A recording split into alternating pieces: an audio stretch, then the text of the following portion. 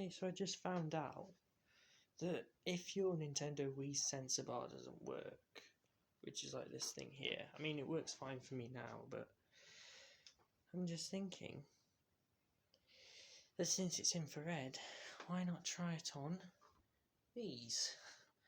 Yes, and I've tried, and if I unplug the sensor bar, I just unplug it, right,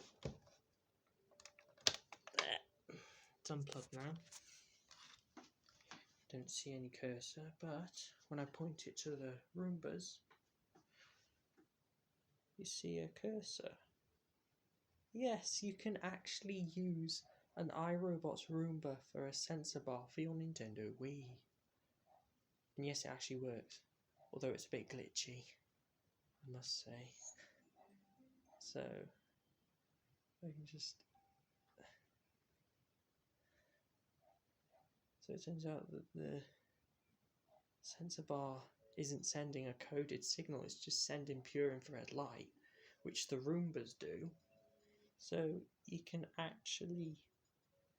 So if I just go back, I mean, as I said, it's a little bit glitchy.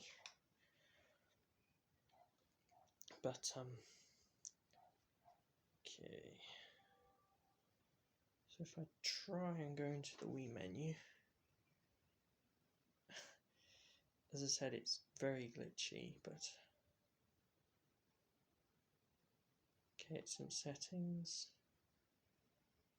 Feels quite odd because you're not pointing the remote at the television, say, you pointed it to Roombas.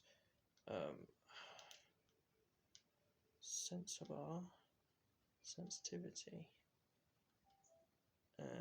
Okay. So you can actually see, as I point it at the Roombas, you can see that it comes up on the screen as infrared light beams. So I'm going to press OK. Now, before you ask if it works on the home bases, because they also produce infrared light, the answer is unfortunately no.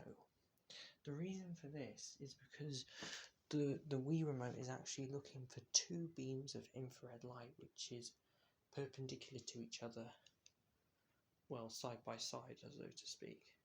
Now you see the Roomba's bumper has a lot of them. So if I go back there,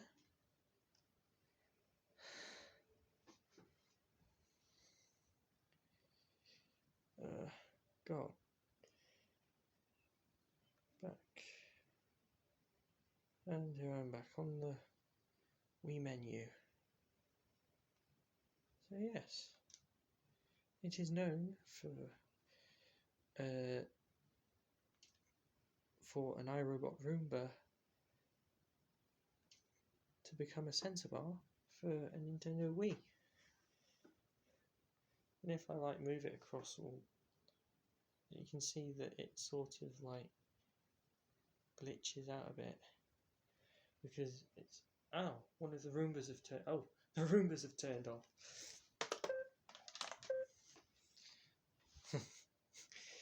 You have to keep doing that every now and then, which is a little bit annoying. But yeah, that's a little interesting thing.